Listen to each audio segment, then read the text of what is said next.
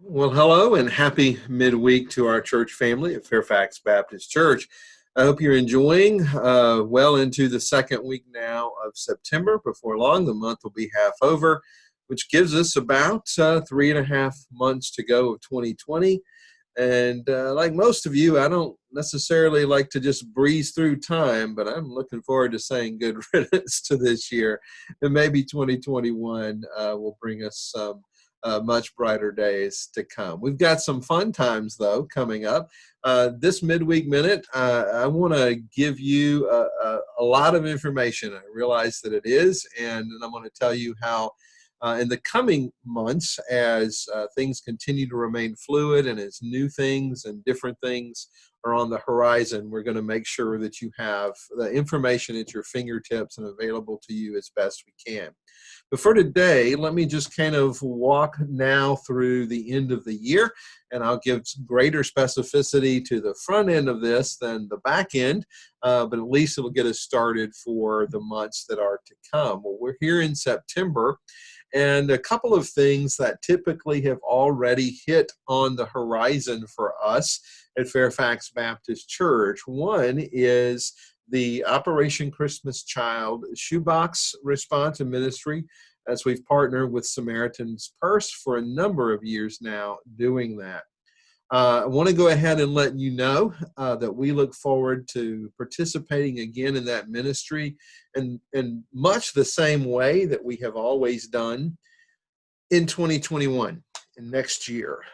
This year, we're going to suggest that we do something a little bit different, and here's what it is. And this comes from the Operation Christmas Child leadership team, and so many have worked so many hours in the past, and they're already gearing up, and they work throughout the year, really.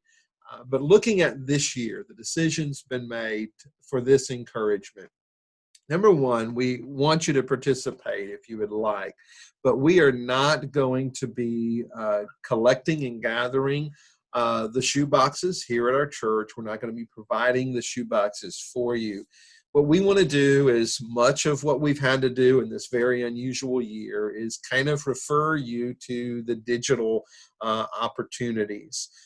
You can go to SamaritansPurse.org. It's one word, SamaritansPurse.org, and you can link to their Operation Christmas Child. You can actually construct a box online. You can resource one, you can request one and take care of it yourself, and then send it on. If you would like to make a donation, you can certainly do that. And if you would like to do that through the church, we would certainly forward that on. But as far as the traditional way where we've encouraged and given you resources to actually engage your children and your families, in shopping for items and so forth, we are just in good conscience and in good faith, understanding some of the limitations that so many of our church members who have been very active in that ministry in the past have the concerns and the inability at this moment to do what they've normally done. This is the route we've chosen. So don't read that as some disparaging view of that operation and that ministry. It is one of so many that do things like that, and it's one that we've participated with. So in the coming days, we'll actually link, we don't have it linked yet, but on our website, if that would help you, but you can go to SamaritansPurse.org. And again, one more time, that leadership team wants me to reiterate and to emphasize that this is not that we're punting. We've just called a timeout. And we'll be back to maybe the regular way or traditional way that we've done it, with getting literally hundreds of boxes perhaps gathered in the sanctuary and actually participating even in Baltimore with the East Coast packing, or even regionally or locally with a church down the road, Fairfax Circle. So many have been involved in that, but we're not promoting that this year. So you'll do it on your own. You'll hear more about that, and again, you'll see that in print in the coming days as well. Also, as we are here in September, there are a couple of another item that is something we've done is participate with a prayer walk. There is a national appeal for a prayer walk in DC the last Saturday of the month. That's the 26th. Speaking of Samaritan's Purse, it is actually an appeal from Franklin Graham. What I'm about to say, I hope you hear through knowing who I am. And that is, you know that I pray for our country. You know that I want you to pray for our country. But at this point, and I've had a few people ask, and I've seen it on the news, I've seen the advertisements, I've gotten the flyers and those kind of things. For me to encourage you at this point to respond to a national appeal, to gather in a mass gathering, even with the safety protocols that are stated to be in force, I can't do that in good conscience, and here's why. We are regathering safely. We are regathering with an abundance of caution in what we do. Even in our meetings, usually we're around a table, we're around a room now, masked and observing all of those things. We can control those environments to the best of our ability, and in a very micro way. We can manage the details in the sanctuary or events that we might have, Bible studies, committee meetings, and even worship on Sunday morning. One of the ways we manage that is to give online and call-in opportunities. I'm not in charge of that for even a local gathering.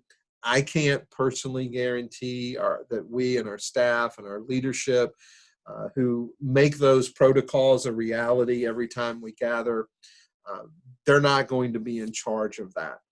And so anytime we do something in the name of the church, and I know, don't send me any theologically based emails, I know we go in the name of the Lord, but anytime we do something under the banner in the name of Fairfax Baptist Church, that we are facilitating or providing transportation or encouragement to gather with other groups, to gather in places that we can't control, we place ourselves at risk. It's true for any other typical risk, but now that there is a risk of COVID and a spreader event like a mass gathering might be, in good conscience, I can't encourage you to do that. There are other matters, gathering anywhere these days. There are perhaps other risks too. We won't get into that. So know that I want you to pray, and I'm praying. So here's what I'm encouraging you to do. On Saturday the 26th, weather permitting or through the rain if it comes, I want to encourage you to pray right where you are.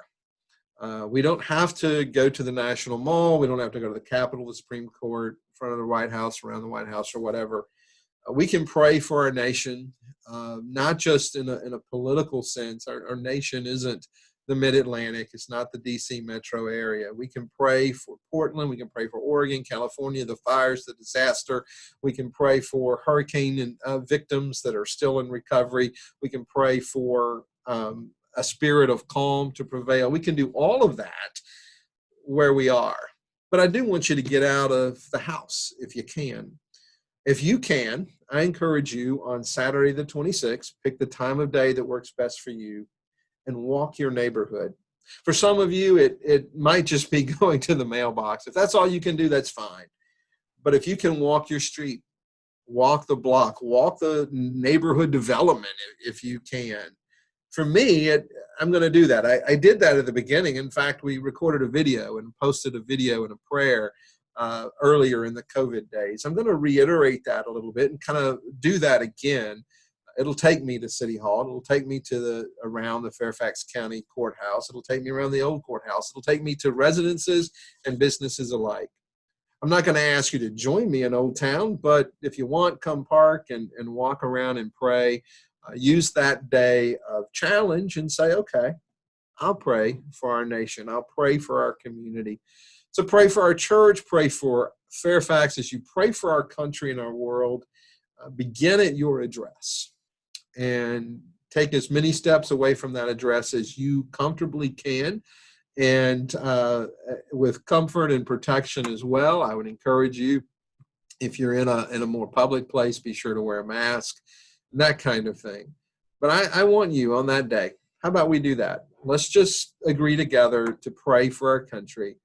We don't have to gather with the masses. We can do that right where we are. We can pray for the West Coast, the East Coast, and everywhere in between, starting in our address. Would you do that on Saturday, the 26th? That's this month. And we'll join with believers all around the world and even those gathered on the mall just a few miles away, right here in the place that we call home. And if you're watching this from not in the Fairfax area, I encourage you maybe to walk your neighborhood. Maybe it's a time of exercise. Make it a prayerful exercise as well. Now, there are a few things coming up in each of the months that follow, October, November, and December. Greater specificity as we begin, less specificity as we get towards the Christmas season. So October is going to be soon upon us. And in October, we are going to focus on a food drive here at Fairfax. I'm calling it our October Harvest Gathering. And I'm encouraging you, for those who are gathering for worship, for those who come to Tuesday night Bible study, for those who make their way in and around the building from time to time, stopping by the office, at each of those places, each of the foyers and in the place where we gather, social distancing. Remember, on Tuesdays and here in the office, we're going to have a receptacle. And I would encourage you, every time you come, bring a canned item, bring a staple item, macaroni and cheese, whatever, something that will last. And we are going to partner with Fairfax Fish and actually provide some resources for them during this time. There are people in our own community who have been hit hard by the COVID layoffs and slowdowns and those kinds of things. And this is a way for us to give back, as I illustrated last Sunday, to get the paint out of the can and letting it not separate by applying it to our mission. And so we can make a lasting impact. It might seem like a temporary need met, but it's one that allows a family to perhaps make it through the day, the week, or the month. And we're going to be a part of that. There are organizations that have responded. We've got restaurants that have been doing that. Well, it's time for we at Fairfax Baptist Church to be a part. So through the month of October, go to the grocery shop. If you get it delivered, add an extra canned item or two. Each time you come every Sunday, bring something every Sunday, and we'll watch that grow. And then we will get it to Fish and deliver that as needed. So that's for the month of October. Very specifically, begin that. Easy peasy. The receptacles will be there. I just challenge you to do that. Secondly, as we get into November, and certainly on into October, you're going to hear more specifics about November. But in November, I want us to look at ministering to as many as a dozen families, actually to provide the resources for a Thanksgiving meal. Again, I think I've mentioned this last week or weeks past. It appears, we're ready for it. It appears that what our traditions are at Fairfax Baptist Church are not going to be able to be played out in the way we've done in years past this year. Doesn't mean we're not ever having a full Thanksgiving meal gathering, but we're just not going to be able to do it this year. And we have looked at ways, discussed ways among our leadership, including our board, of ways maybe to provide food, a cooked meal.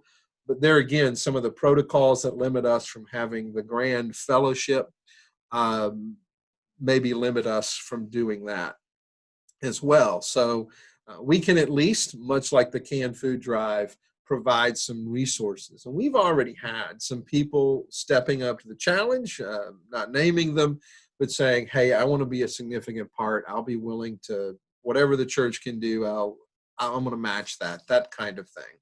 And so know that it's something I think we can do and make a significant impact in a very important season for people who are really in our community. And it's not, if there's somebody in our church that has that need, let us know. We can certainly respond in kind, But this is really a thought of reaching out to our community in a way that provides a relational connection, even at a distance and through a mask, perhaps. But it's a way that we can meet a need, and that does exist in our zip code. Just because Fairfax and the median house prices and the incomes, there's the lower end of that scale, and so many people have been hit hard. And I think it would be good for our church to say, hey, we got this. Let us help you find something and a reason for purpose and thanks this season. So be prepared for that as well. You'll hear more details to come.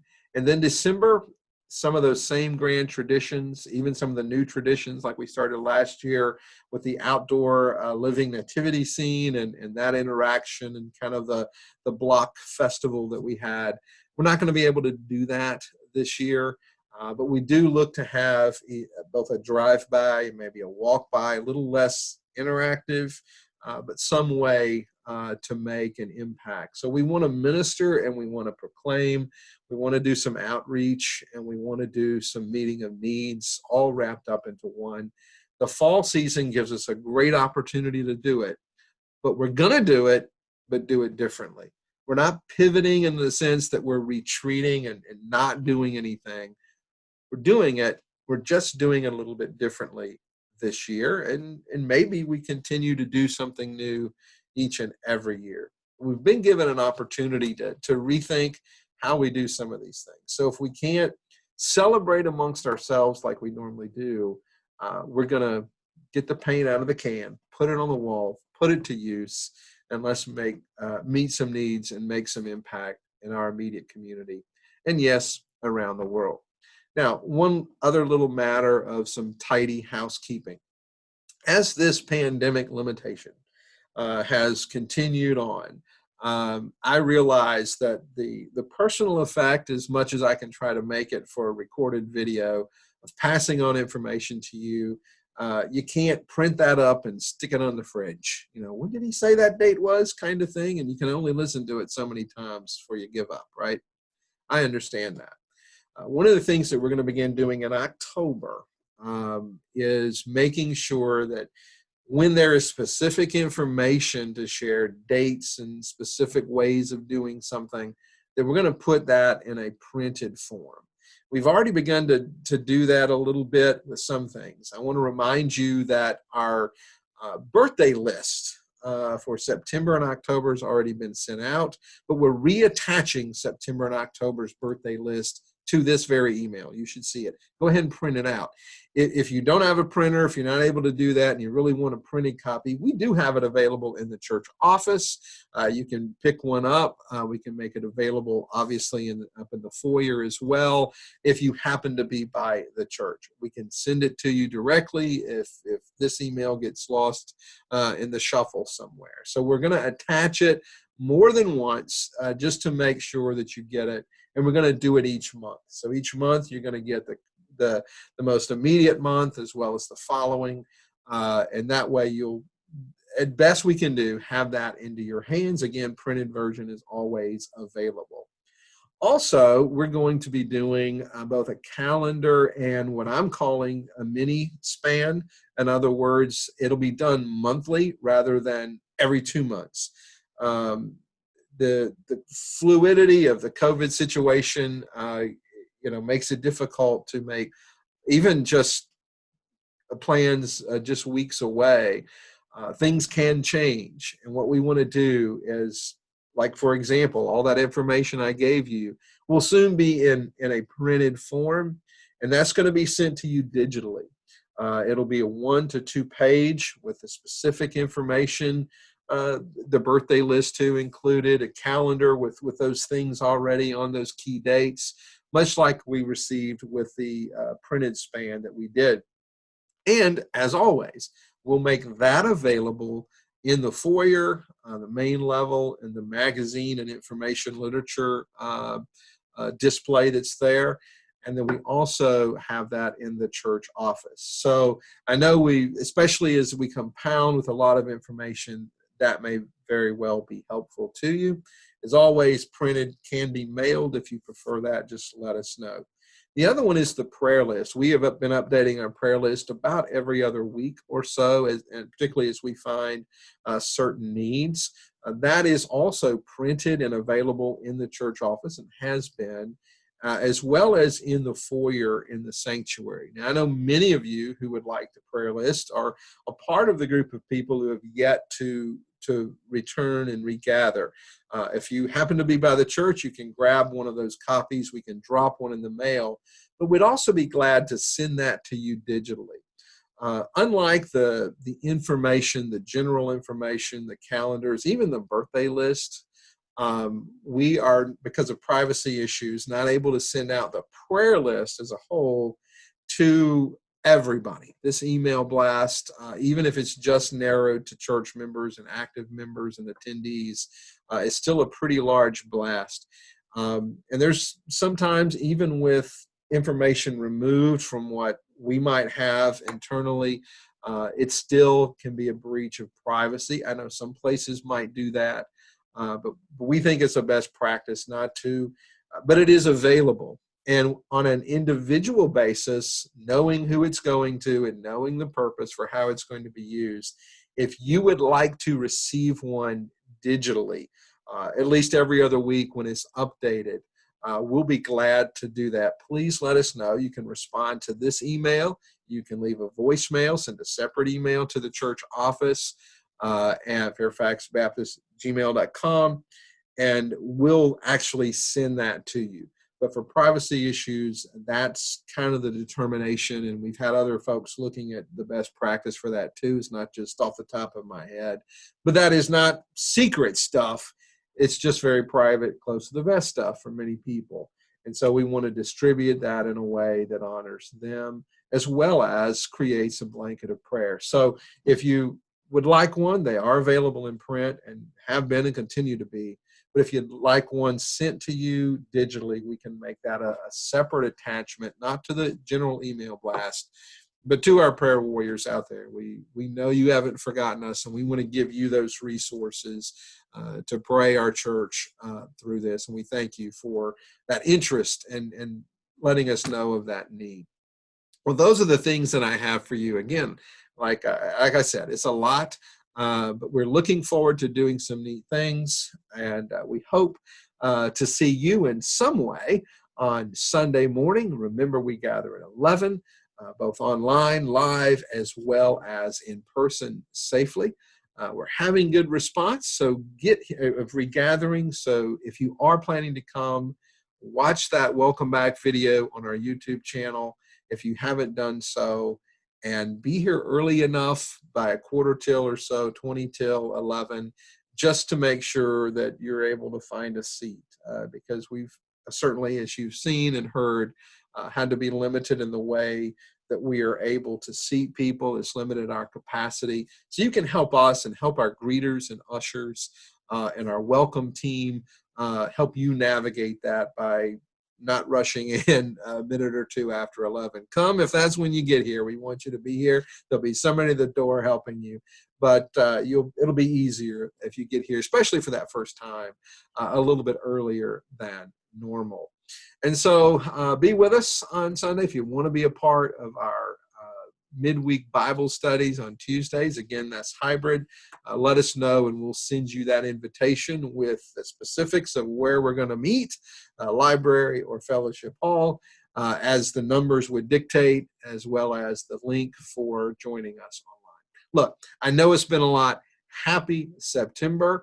And you may wonder, gee, Pastor, you're clean shaven. You got a smile on your face. You seem rested. College football starts this weekend, and I'm looking forward to it. Sorry, Gary Dean, Georgia Tech grad. I'm pulling for the Noles, but we'll see. Hey, have a great weekend, everybody, and we'll see you on Sunday, hopefully one way or another.